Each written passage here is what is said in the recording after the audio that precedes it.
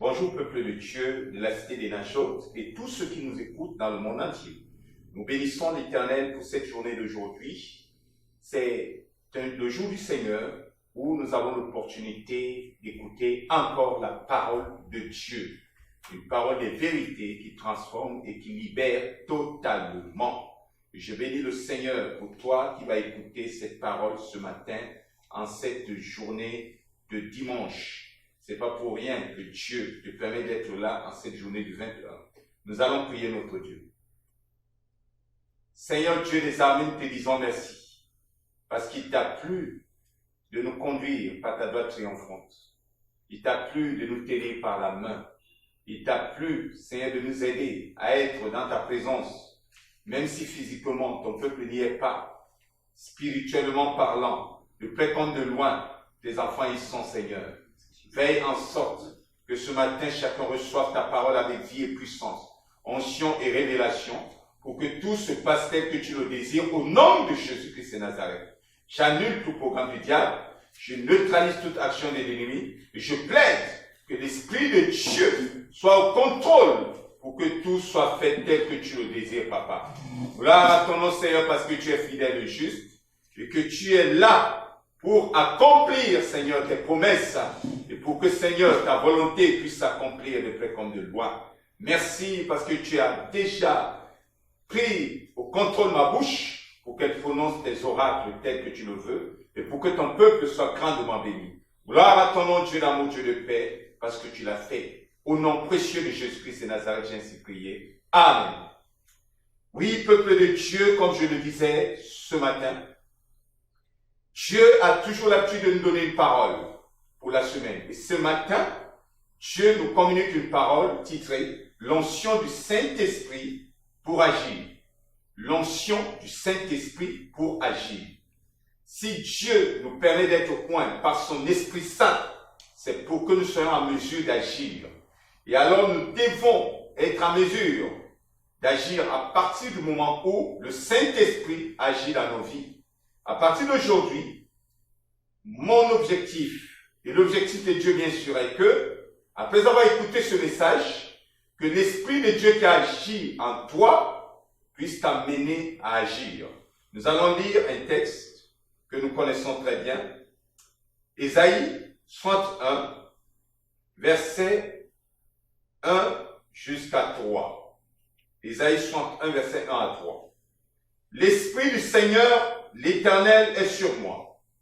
C'est pourquoi l'Éternel m'a oint pour évangéliser aux démonaires.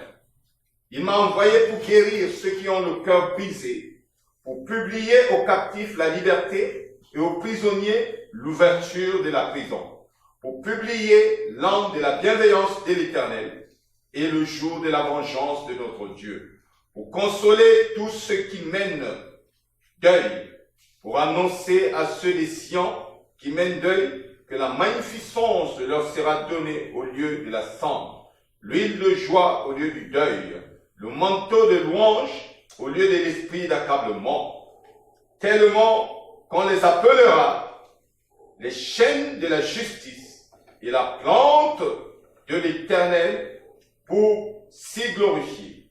Verset 4. Et ils rebâtiront ce qui aura été dès longtemps désert. Ils rebâtiront les lieux qui auront été auparavant désolés et renouvelleront les villes désertes et les choses désolées d'âge en âge.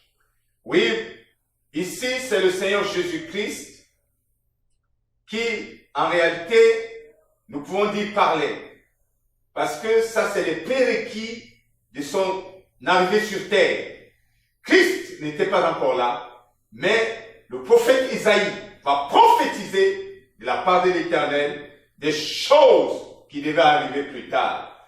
Jésus-Christ de Nazareth, lorsque il va arriver dans le monde, il va rentrer dans le temple, va prononcer pratiquement les mêmes paroles dans la parole de Luc, chapitre 4, verset 18 à 19. Il dit, l'Esprit du Seigneur est sur moi, parce qu'il m'a oint. Il m'a envoyé pour évangéliser aux pauvres, pour guérir ceux qui ont le cœur froissé, pour publier aux captifs la délivrance, aux aveugles le recouvrement de la vue, pour mettre en liberté ceux qui sont foulés et pour publier l'année agréable du Seigneur. Donc, le Seigneur, lorsqu'il finira de prononcer ces paroles, il va dire à ce peuple une parole qui est certaine. Verset 20 et verset 21.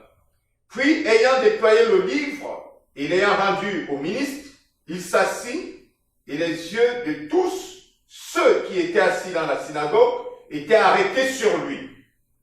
Alors il commença à leur dire, « Aujourd'hui cette écriture est accomplie. » Vous l'entendons.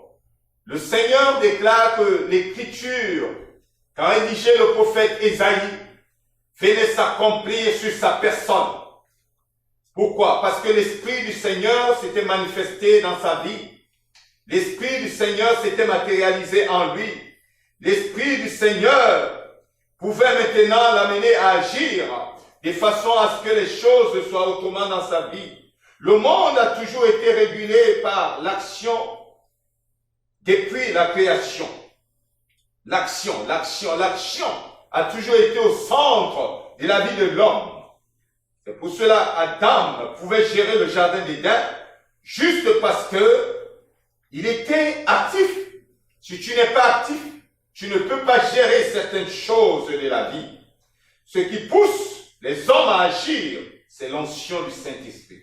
Toi, en tant qu'enfant de Dieu, tu agiras parce que l'onction du Saint-Esprit s'est matérialisée en toi. Le monde de nos jours est en proie aux multitudes des douleurs, aux multiples douleurs, je voulais dire, dû aux maladies, dû aux incidents, dû à la misère, à la pauvreté, et beaucoup plus. Nous ne pouvons pas citer toutes les causes de la misère dans le monde, mais nous connaissons. Dieu a toujours oint ses enfants dans de telles situations pour changer les choses. Donc le monde a des problèmes, et ces problèmes-là sont là pour que l'onction du Saint-Esprit se matérialise dans nos vies et qui est la solution à tous ces problèmes. Plusieurs hommes de Dieu dans la Bible ont reçu l'onction du Saint-Esprit pour agir. Et ils ont agi. Ils ont témoigné de la gloire de Dieu dans leur vie. Ils ont accompli des choses extraordinaires. Et aujourd'hui, si nous lisons les paroles qui les concernent, c'est parce qu'ils ont réussi leur pari. Et toi aujourd'hui qui es enfant de Dieu, vas-tu réussir ta mission sur terre? Mais s'il faut que tu réussisses cette mission, s'il faut que tu agisses comme il se peut, il faudrait que l'onction du Saint-Esprit soit réelle dans ta vie. Pour que l'onction du Saint-Esprit soit réelle dans ma vie. Le Seigneur Jésus-Christ, dans la peau d'un humain, a eu besoin de cette onction. Si Jésus-Christ, notre Seigneur, dans la peau d'un humain, a eu besoin de l'onction, à combien plus forte raison, toi qui es homme, moi qui suis homme, nous en avons besoin. Nous en avons besoin. Et c'est pour cela qu'il nous parle ce matin. C'est maintenant notre tour d'agir. Mais pour que nous soyons en mesure d'agir, nous devons cohabiter avec le Saint-Esprit pour qu'il soit en mesure d'induire l'action en nous. L'Esprit de Dieu peut induire l'action en chaque enfant de Dieu qu'il accepte et qui accepte son action.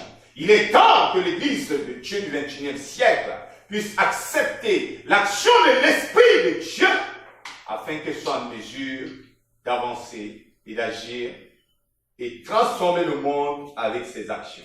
Il est donc temps que la puissance de Dieu entre en action dans ta vie, toi enfant de Dieu, pour que ta vie ne soit plus la même. L'onction du Saint-Esprit pour agir. Il dit, l'Esprit du Seigneur est sur moi. Il m'a oint.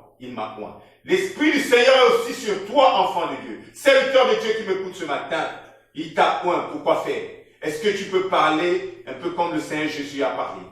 Qu'est-ce que l'Esprit de Dieu t'amène à faire après qu'il ait répandu son onction sur toi? Alors, pour traiter ce message ce matin, nous allons considérer un premier point que nous avons intitulé « Dieu oint ses enfants de son esprit pour son service ». Nous sommes oints pour le service. Nous sommes saturés de sa présence pour le service. Si le Seigneur Jésus a été oint, c'était pour le service. 1 Samuel chapitre 9, versets 15 à 21. Or l'Éternel avait fait entendre et avait dit à Samuel un jour, avant que Saoul vint, demain à 7 heures, je t'enverrai un homme du pays de Benjamin, et tu loindras pour être le conducteur de mon peuple d'Israël. Et il délivrera mon peuple de la main des Philistins, car j'ai regardé mon peuple, parce que son cri est parvenu jusqu'à moi. Et dès que Samuel eut aperçu Saoul, l'Éternel lui dit, voilà l'homme dont je t'ai parlé, c'est celui qui dominera sur mon peuple.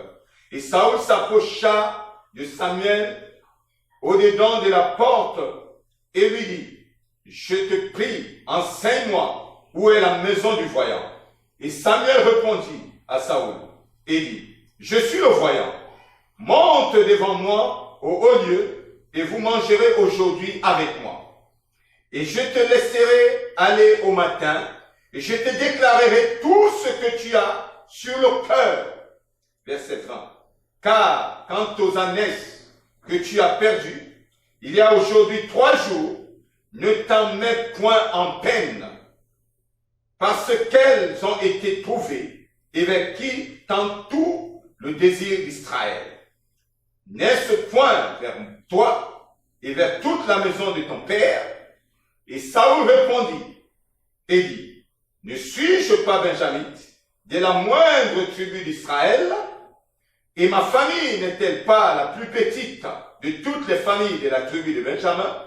Et pourquoi m'as-tu tenu de tels discours? Chapitre 10, verset 1. Or Samuel avait pris une fiole d'huile lorsqu'elle l'a répandue sur la tête de Saoul. Puis il le baisa et lui dit, l'Éternel ne t'a-t-il pas oint sur son héritage pour être le conducteur? Voilà un homme qui n'était rien dans la société qu'on appelait Saoul. Il était de la plus petite tribu d'Israël et de la plus petite famille de cette tribu, la tribu de Benjamin, et la plus petite famille de Benjamin. Alors, Dieu, pour établir le premier roi d'Israël, va choisir ce jeune homme qui n'était rien. C'est comme de l'argile entre les mains du potier. Il ne représentait rien en Israël. Il y avait des grandes tribus. On pouvait voir la tribu de Ruben, la tribu de Benjamin, du moins la tribu de Juda, et autres tribus, mais pas la tribu de Benjamin. Mais Dieu a jeté son dévolu sur la tribu de Benjamin. Saoul était un homme sortant de cette tribu-là, la plus petite d'ailleurs. Et cet homme, qui n'était rien devant Dieu, sera façonné par Dieu lui-même. Mais qu'est-ce que Dieu utilise pour façonner ses enfants? C'est le Saint-Esprit. Lorsque Dieu envoie l'onction du Saint-Esprit sur son peuple, c'est pour les façonner et les amener à faire des choses extraordinaires. Et la Bible déclare que Dieu utilise ces choses viles pour confondre celles qui sont importantes. Il utilise ces petites choses pour confondre les grandes. C'est pour cela que Dieu choisissait parfois quelqu'un qui ne représente rien, qui ne s'attendait à rien. Il n'était pas de la lignée d'un roi, mais il mettait en lui son onction. L'onction du Saint-Esprit qui devait amener cette personne à agir. Dieu, dans sa souveraineté, prend donc des choses qui ne représentent absolument rien dans ce monde. Toi qui es là, peu importe ton éducation, peu importe ce que tu as fait dans la vie, Dieu va te prendre de là où tu es et il fera de toi une grande personne. Mais si tu es déjà grand à tes yeux, si tu es déjà grand aux yeux des hommes, jusqu'où Dieu te mettra. Le vrai problème avec nous les hommes aujourd'hui, c'est parce que nous paraissons plus grands. Et nous nous posons la question, où est-ce que Dieu me mettra? Dieu ne peut pas prendre quelqu'un qui est déjà accompli. Il prend quelqu'un qui ne représente rien. Il prend quelqu'un qui n'est rien dans le monde et confond le monde avec les réactions de cette personne. Dieu non utilise les enfants de Dieu, il les oint de son esprit et il les amène à faire des choses extraordinaires. Les disciples étaient des hommes considérés comme sans intelligence. Mais lorsqu'ils parlaient, après avoir été oints du Saint-Esprit, tout le monde disait, d'où leur vient cette intelligence? Le Seigneur Jésus n'était qu'un charpentier, mais parce que l'Esprit de Dieu était sur lui. Il dit bien, l'Esprit de l'Éternel est sur moi. Il m'a oint. Il pouvait parler, même à 12 ans. Et il pouvait confondre les grands sacrificateurs de l'époque qui étaient étonnés des paroles qui sortaient de sa bouche.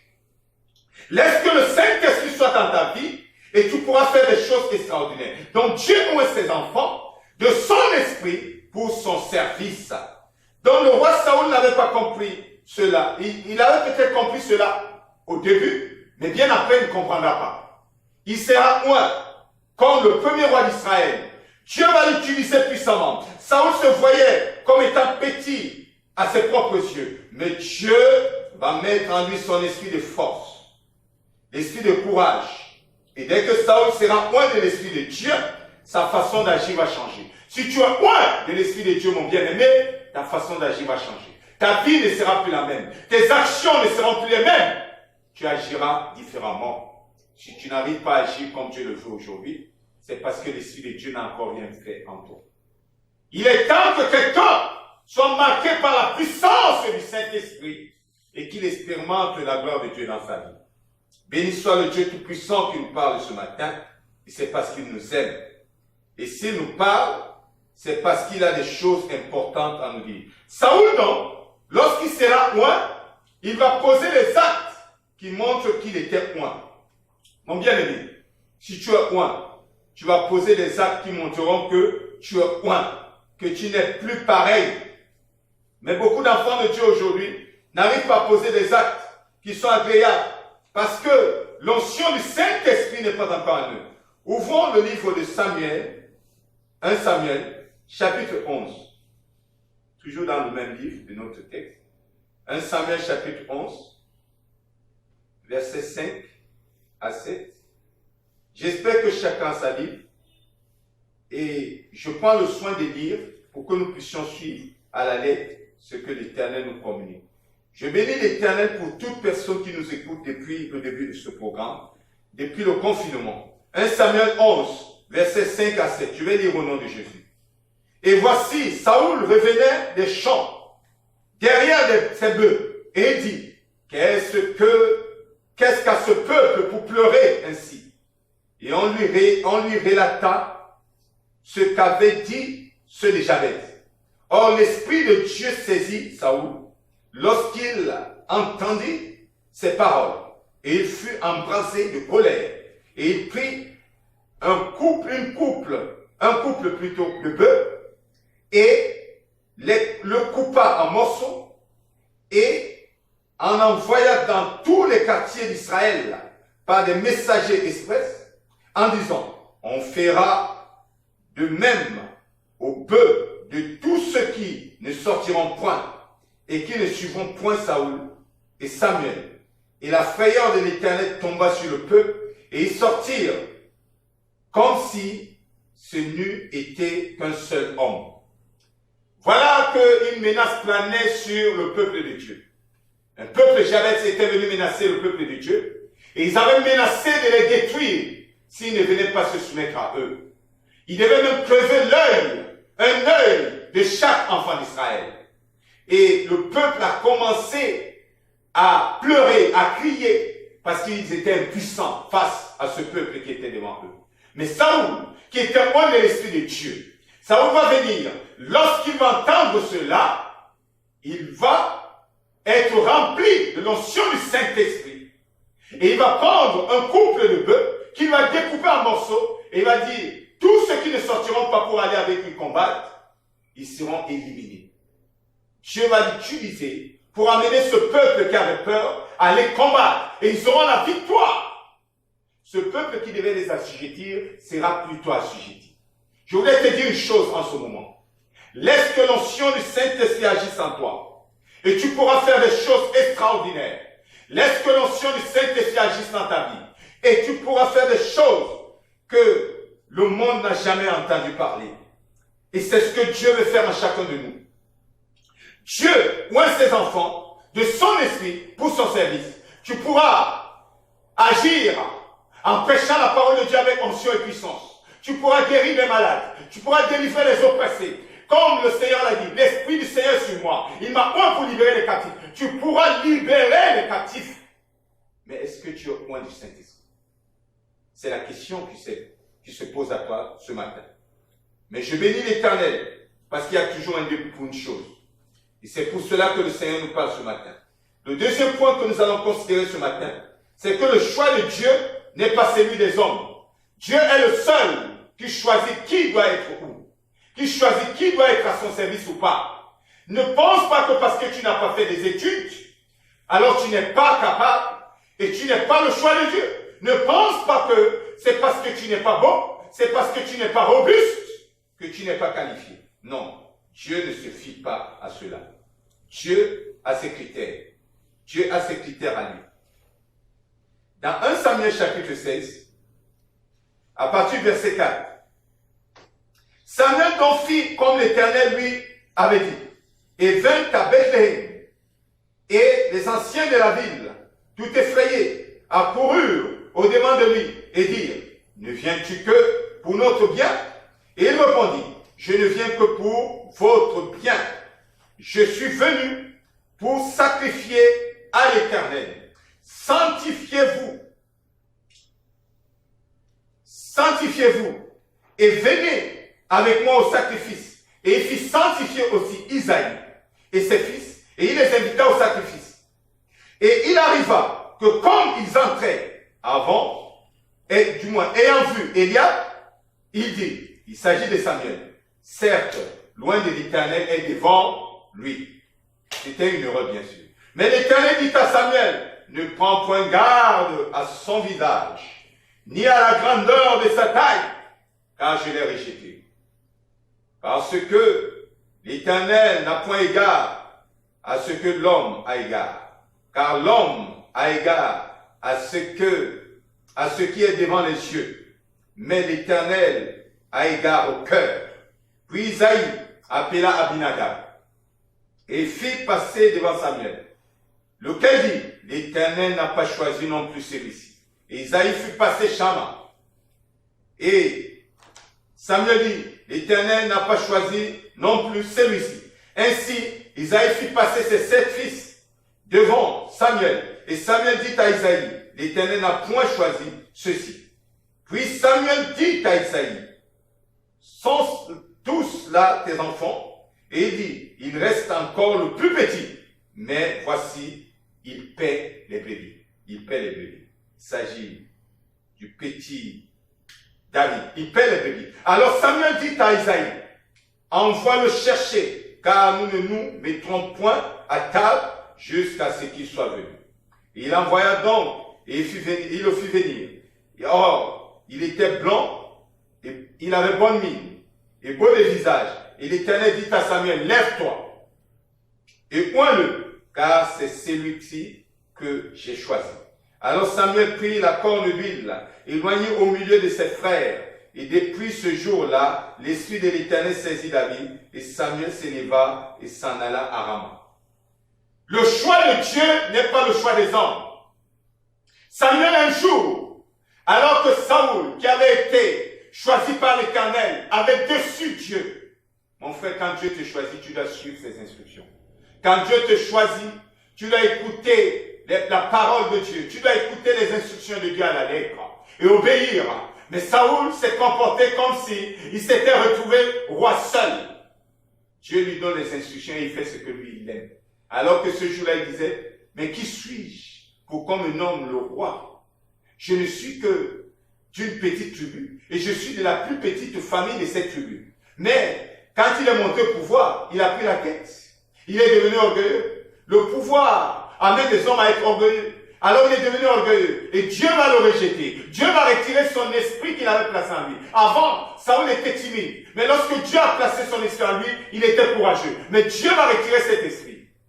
Et Saoul va redevenir comme avant. Alors Dieu va chercher quelqu'un de nouveau pour remplacer Saoul.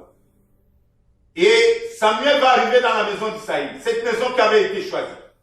Mais Samuel va pratiquement tomber au piège des apparences. Combien sont ceux-là qui, de nos jours, tombent au piège des apparences dans le monde? Ils s'intéressent à ce qu'ils voient, ils s'intéressent à ce qui brille, ils s'intéressent à la vigueur, à la force. Dieu ne tient pas compte de la force. Dieu ne tient pas compte de ce qu'on voit physiquement. Dieu lui regarde le cœur. Alors que Samuel était là, il a vu Eliab. Dieu a dit ce n'est pas lui. Il a vu un autre. Il a vu Abinadab. Dieu a dit ce n'est pas lui. Il a vu Shammah. Dieu a dit ce n'est pas lui. Et 7 enfants sont passés. Bien aimés, Dieu est le seul qui connaît ce qui convient à son choix. Le choix de Dieu n'est pas le choix des hommes. Quel que soit ce que les hommes peuvent dire, la dernière parole revient à Dieu seul. Et lorsque Dieu fait le choix, il peut choisir n'importe qui, n'importe quoi. Et lorsqu'il choisit, même si cette chose est vile, même si celui-là n'est rien, il place en cette personne son esprit et cette personne devient efficace. Et c'est ce que Dieu aimerait faire dans la vie de chacun de nous, en tant qu'enfant de Dieu. Donc, dès même que Dieu avait choisi Saoul comme premier roi d'Israël, en mettant son esprit en lui, mais il va le rejeter de la même façon qu'il avait choisi. Frère, Dieu peut te choisir, mais il aimerait que tu suives ses instructions à la lettre. Si tu rejettes ses instructions, il te rejette aussi. Dieu va rejeter le roi Saoul. Et il va dire à Samuel, ne pleure plus sur ce monsieur, je l'ai rejeté. Va maintenant dans la maison d'Isaïe, choisis celui que je me suis choisi comme le futur roi d'Israël. Mais Samuel, qui était le prophète, le pasteur, va pratiquement tomber dans l'erreur. Combien sont ceux-là qui tombent dans l'erreur aujourd'hui? Parce qu'ils regardent les apparences et non le cœur. Samuel va regarder les apparences. Lorsqu'il va voir Eliab, il va dire c'est lui. Dieu lui dit non, ce n'est pas lui. Car moi, je ne considère pas ce que l'homme voit, mais je considère le cœur. Il est temps que tu comprennes que Dieu ne considère pas ce qu'on voit. Toi, tu es en train de te battre seulement pour avoir un corps qui est agréable devant tout le monde, pour avoir de l'argent, pour être vu de tous, pour avoir l'intelligence, pour que tout le monde te considère. Ce n'est pas ça qui va t'amener à être le choix de Dieu. Le choix de Dieu, c'est une personne qui ne représente rien, absolument rien dans la société. David n'était rien. Il était même caché dans la bourse. Personne ne le connaissait. Il n'y a que sa famille. Et eux aussi l'avaient négligé ce jour-là. Bien qu'il était le dernier fils de son père ne l'avait pas confié à la fête. Parce que pour lui, il disait, ce jeune homme-là n'a rien à faire ici. Peut-être qu'on t'a rejeté dans ta famille. Peut-être que dans ta famille, on dit que tu n'es rien. Peut-être que dans ta famille, on dit que tu es le plus petit. Peut-être que dans ta famille, on te dit que tu ne réussis jamais. Mais c'est toi que Dieu veut choisir pour amener cette famille loin. C'est toi que Dieu veut choisir pour amener ce pays à être boosté. C'est toi que Dieu veut choisir pour amener les choses à changer. Oui, il faut te soumettre seulement à Dieu, humblement comme l'argile dans les mains du potier. David, pendant qu'il était là, Dieu va amener les hommes à se souvenir de lui. Parce que le choix de Dieu devient parfois le choix des hommes. Même si on a décidé de te rejeter, il ne veut pas te confier les responsabilités. Dieu va aller secouer la maison de ce roi et il sera obligé de jeter les regards sur toi. N'oublie pas Joseph. Il était en prison. Et pendant qu'il était en prison, il avait même demandé la faveur à quelqu'un pour qui il avait rendu service. Il dit, lorsque tu seras rétabli, pense à moi. Cette personne avait oublié. Mais Dieu n'avait pas oublié Joseph. Dieu ne t'oubliera jamais. Peu importe ce que tu es dans la société, Dieu ne t'oubliera jamais. Sois fidèle, même dans le secret, il te connaît. Pendant que Joseph était dans le secret, Pharaon va rêver. Et le rêve va le perturber. Pourquoi le rêve va perturber Pharaon? À cause de Joseph. Je voudrais te dire une chose ce matin. Dieu va pousser quelqu'un à avoir des rêves, des cauchemars à cause de toi. Juste pour que tu sois élevé, juste pour que tu sois établi, juste pour que tu puisses bénéficier de l'argent que possède cette personne. Sois seulement fidèle. Parce que le choix de Dieu devient parfois le choix des hommes. Et Dieu va amener le choix qui est sur ta personne à devenir le choix de tout le monde. Et personne ne pourra s'opposer contre ce choix parce que c'est Dieu qui aura choisi, c'est Dieu qui aura décidé. Alors, David, pendant qu'il était dans cette bourse, Dieu va déléguer, oui, Dieu va déléguer son esprit pour faire comprendre à ces personnes que tout ce qui était là était disqualifié et qu'il fallait qu'on aille chercher David. On va aller chercher David avec l'odeur des bêtes, avec l'odeur des animaux. Il va quitter la forêt. Je voudrais te dire une chose ce matin. Quel que soit ce que tu es dans la société, peut-être que tu vis dans un ghetto perdu, peut-être que tu vis là où personne ne peut même arriver, mais les gens seront obligés d'arriver là-bas, des grandes personnalités, juste parce que Dieu va les bouleverser et il va dire, si vous voulez débloquer la situation, allez chercher mon fils. Cette entreprise qui t'avait rejeté, qui avait rejeté ton dossier, va t'appeler pour dire il n'y a que toi qui peux occuper le poste qui est vacant en ce moment, parce que personne n'est qualifié pour le faire. Mais c'est Dieu seul qui peut faire cela. Le choix de Dieu. David était le choix de Dieu. Alors David, lorsqu'on va le récupérer en brousse, personne ne va lui dire ce qui se passe. On va dire on a besoin de toi. Et quand on va l'amener, Dieu va dire à Samuel, c'est lui. C'est lui. Tu peux maintenant prendre la corne d'huile et l'oint. Vous allez voir donc que David a été oint de la corne d'huile, alors que Saül a été oint de la fiole. Ça crée la différence aussi. David sera un grand roi en Israël. Jusqu'aujourd'hui, on en parle. David est le père de notre Seigneur Jésus-Christ. On dit Jésus-Christ de Nazareth, fils de David. Pourquoi? Parce que cet homme-là est resté connecté avec l'Esprit de Dieu. Cet homme est resté connecté avec l'Esprit de Dieu. Et Dieu l'a choisi là où personne ne pouvait le choisir. Reste connecté avec le Saint-Esprit et Dieu te choisira là où personne ne pense te choisir, mon bien-aimé. Et Dieu fera de toi une grande personnalité dans la société. C'est ainsi que David sera oint comme roi. Bien qu'il n'avait pas encore occupé le trône, mais il était déjà oint. Saül qui pensait encore être sur le trône n'était plus reconnu comme le roi en Israël. Parce que Dieu avait retiré son esprit en Saül, il a placé son esprit dans la vie de David. Je voulais te dire une chose, même si tu n'as pas encore occupé un poste aujourd'hui, Dieu t'a déjà choisi. Et il viendra un moment où tu vas occuper le trône, un peu comme David. Il est resté pendant longtemps dans cet état, mais il était le roi. Et lorsque le moment va arriver, il va occuper le trône. Ta place est vacante quelque part. Et il n'y a que toi qui es la pièce de trésor, qui doit combler le trou qui est en ce moment vide. Et Dieu te permettra d'occuper cette position. N'oublie jamais que le choix de Dieu n'est pas celui des hommes. N'oublie jamais cela. C'est pour cela que tu dois te remettre à Dieu. La Bible dit, si Dieu est pour nous, qui sera contre nous?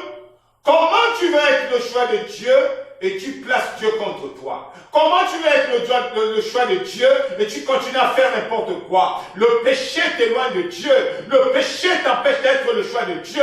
Mais éloigne le péché de ta vie et tu seras le véritable choix de Dieu, mon bien-aimé. Et ta vie ne sera plus la même. Et Dieu nous amène donc au dernier virage, qui est le dernier point de notre message. L'Esprit de Dieu nous amène à agir avec courage. L'Esprit de Dieu nous amène à agir avec courage. Lorsque tu es au point du Saint-Esprit, tu agis aussi. Il y a l'action. Il y a l'action. Matthieu chapitre 11, verset 12 nous dit que depuis le temps de Jean-Baptiste jusqu'à nos jours, le royaume de Dieu est forcé et ce sont les violents qui s'en emparent. Alors nous avons parlé de David. Mais David va faire violence. Alors qu'il était un roi, mais il n'était pas encore le roi, il va commencer à agir comme roi. Frère, il y a des choses que tu dois commencer à faire alors que tu n'as pas encore occupé le trône. David va agir comme un roi parce que l'Esprit de Dieu était en lui déjà. Un jour, pendant que le peuple de Dieu était réuni en guerre contre les Philistins, personne ne pouvait confronter un homme qu'on appelait Goliath. Dans 1 Samuel chapitre 17, du verset 23 à 30, nous n'avons pas le temps de lire cela. Vous pouvez lire cela à la maison, mais vous connaissez bien l'histoire. Goliath va sortir chaque matin pendant au moins 40 jours, va sortir chaque matin pour dire Israël, à quoi bon combattre, à quoi bon engager nos armées dans le combat? Choisissons seulement chacun un grand homme, un puissant homme de l'armée qui sorte. Et les deux combattront. Celui qui vaincra, son peuple sera le vainqueur. Chaque matin, personne n'était en mesure de sortir. Le roi Saül avait été moins pourtant, c'était un homme robuste, mais il avait peur, parce que l'Esprit de Dieu n'était pas en lui. Les frères de David étaient là, mais l'Esprit de Dieu n'était pas en eux. Ils avaient tous peur, ils tremblaient. Ils attendaient seulement le jour où le Philistin et les Philistins devaient marcher sur eux pour occuper Israël. David, lui qui n'était pas de la partie, son papa va l'envoyer pour aller remettre la nourriture à ses frères. Et pendant qu'il arrive, c'est lui qui va devenir la pièce de puzzle qui manquait. Il va demander, mais qu'est-ce qui ne va pas? On lui dit, ah, le roi a promis des grandes choses à celui qui vaincra ce Philistin. Le roi a promis beaucoup d'argent, et même sa fille à celui qui vaincra ce Philistin. Et il dit, donc vous avez peur de lui? Et tout le monde avait peur de lui. David va dire au roi, moi je suis prêt à aller confronter Goliath le Philistin. Ton serviteur va le confronter. Le roi dit, non, tu n'es qu'un petit enfant. Tu n'es même pas formé. Tu ne peux pas. Et il a commencé à raconter ses éloges dans le secret au roi. Mon frère, ma soeur, Dieu, à travers son esprit, va t'amener à agir dans le secret. Va t'amener à faire des choses extraordinaires dans le secret. Des choses qui étonnent dans le secret. Mais ne pense pas qu'il t'a oublié. David va raconter comment il a vaincu le lion, l'ours. Il les a déchirés et le roi était étonné. Et il a dit, bon, je n'ai rien à faire. Si un petit enfant meurt, c'est pas grave. Vas-y, jeune homme, mais je vais te donner mon armure, je vais te donner mon habillement pour que tu sois en mesure de combattre avec mon bouclier, pour que tu sois protégé. David a essayé de porter ces choses-là, il n'a pas pu. Frère, le monde ne pourra jamais te donner la victoire. L'argent ne pourra jamais te donner la victoire. Le pouvoir que tu as dans ton entreprise ne pourra pas te faire du bien. Nombreux sont ceux-là qui possèdent tout, mais continuent à souffrir. Ils possèdent de grandes maisons, ils possèdent de belles voitures, ils possèdent de belles femmes, de beaux hommes, mais ils continuent à souffrir des nuits comme des jours. Pourquoi? Parce que l'Esprit de Dieu n'est pas là. David, lui, l'Esprit de Dieu est en lui. Il va s'élever. Et il va dire au roi, je ne peux pas porter ça. Je ne suis pas habitué. Je ne suis pas habitué. N'essaye pas de te contenter de ce que les hommes te prêtent comme instrument pour que tu continues ta marche. Ce que Dieu donne, c'est ce qui est important. David va délaisser le matériel du roi et il va utiliser ce qu'il avait l'habitude d'utiliser. Un lance-pierre et des pierres. Et il va s'avancer. Va avec la force que tu as, bien-aimé. L'Esprit de Dieu en toi, et il va t'amener à faire des choses extraordinaires. Est-ce que c'est un examen que tu confrontes? L'Esprit de Dieu va t'amener à être vainqueur. Est-ce que tu es face à une situation? L'Esprit de Dieu va t'amener à sortir la tête haute de cette situation. Ne va pas demander de l'aide à une tierce personne dans le monde. C'est ventiler la gloire de Dieu pour que les hommes s'accaparent de cela. Ne fais pas cela. David, donc, va s'avancer avec son lance-pierre et sa pierre. Et pendant qu'il avance, le Philistin va commencer à proférer des insultes contre David. Dans le verset 40 jusqu'à 50 carrément, il va dire, oh jeune homme, tu viens contre moi avec des pierres, avec un lance-pierre. Oh, tu ne peux rien contre moi. Je vais te tuer, je vais donner ta chair au chien. David aussi aura le courage. Il va lui dire, toi, tu viens contre moi avec l'épée, mais je viens contre toi, au nom de l'Éternel des armées, avec l'Esprit de Dieu qui est en moi, et je te vaincrai. Frère, il ne faut jamais avoir peur de l'ennemi. Il faut lui dire les quatre vérités. Il faut lui dire ce que tu es capable de faire. Et David va armer son lance-pierre, et il va lancer ce lance-pierre, ainsi que cette pierre est un point de l'onction de la Pentecôte. Utilise la force que tu as, et tu vaincras Goliath. Et Goliath va recevoir cela sur sa tête, et va tomber. Et David va courir pour aller couper la tête de ce géant. Quels sont les Goliaths qui sont derrière toi ce matin? Quels sont les Goliaths qui sont en train de te combattre en ce jour? Quels sont les Goliaths qui se sont levés dans ta famille? Quels sont les Goliaths qui se sont levés à ton lieu de service? Quels sont les Goliaths qui se sont levés dans ta santé? Quels sont les Goliaths qui ont décidé de détruire ta vie? Frère, l'onction du Saint-Esprit est là dans ta vie pour t'amener à vaincre le Goliath de ta vie. Accepte seulement que cette onction puisse t'amener jusqu'à cette dimension. Il va te donner le courage. Il a dit dans Josué 1, verset 7, prends courage. Prends courage. Prends courage, ne crains rien. Frère, prends courage, car l'Esprit de Dieu en toi, et ne crains rien. Quelle que soit la situation à laquelle tu fais face, n'aie pas peur. Un jour, je vais terminer par ce témoignage. Pendant que j'étais dans mon église à Douala au Cameroun, il y a une petite fille de mon église qui un jour va tomber malade. Et cet enfant-là On m'a peiné toute la soirée pour que j'arrive, mais on n'arrivait pas à me joindre. Mais je finirai par voir le message. Et le lendemain, je vais y aller. Parce que j'étais revenu tard à la maison, pratiquement 23h minuit. Et quand j'arrive, je trouve l'enfant qui est malade. Et je trouve l'enfant entre les mains de sa maman. Et la maman dit, ah, parce que tu es venu, vraiment, je suis malade et tout. Il dit, Chouchou va chez le pasteur. Et dès que cette maman me donne l'enfant qui s'appelait Chouchou, je porte l'enfant entre mes mains. Quelques secondes après, Chouchou va émettre comme un petit son. Et à partir de ce son-là, Chouchou va fermer les yeux, plus de mouvement, Chouchou va mourir. Un enfant d'environ 3 ans et demi, 4 ans. Va expirer. Je ne peux pas dire si c'était une mort vraie ou c'était un coma. Mais ce qui est sûr, les gens pleuraient déjà. Parce qu'on a tout essayé. On a tapoté, on a bousculé, on a griffé. Chouchou ne se réveillait pas. C'était compliqué. Et c'est parce que Chouchou était entre mes mains. J'ai dit, Seigneur, c'est terrible ce que tu veux me montrer là. Dans mon ministère, tout le monde me connaît dans ce quartier. Mais que diront-ils? Que le pasteur a tué un enfant de son église? Père, ça ne peut pas se passer comme ça. L'Esprit de Dieu m'a envahi ce jour-là. L'Esprit de Dieu s'est matérialisé en moi. Et j'ai commencé à prier dans le vide. Pendant que tout le monde était en train de pleurer. Tout le monde était en train de crier. La maman avait déjà récupéré son enfant entre ses mains. Elle pleurait. Le papa pleurait. Toutes les parcelles de la côte étaient en train de crier. Et qu'est-ce qu'on devait dire après? Le pasteur a tué l'enfant. Et j'ai commencé à prier. Il y avait quand même quelques jeunes de mon église qui étaient là, qui se sont mis avec moi en prière. Pendant que nous étions en train de prier, frère. Ça a duré plusieurs minutes, frère. Je peux dire des dizaines de minutes. Et pendant que nous étions en train de prier, les hommes accouraient de partout. Il y avait des multitudes, des foules. Je priais, je priais, je priais. Je suis revenu dans le cercle où était Chouchou. J'ai invoqué l'Esprit de Dieu. J'ai dit, Saint-Esprit, agis dans cette fille maintenant. Et je vous assure, pendant que j'étais en train de prier ainsi, la maman, je n'ai même pas réalisé le mouvement. La maman dit, hey! Elle a fait un mouvement. Elle a fait un mouvement. Donc cette petite fille, avait fait un mouvement de bouche, comme si elle sentait une douleur. Et quand elle a fait cela, nous sommes tournés vers l'enfant. J'ai continué à prier et l'enfant a toussé. Et quand on a appelé Chouchou, elle a dit, maman.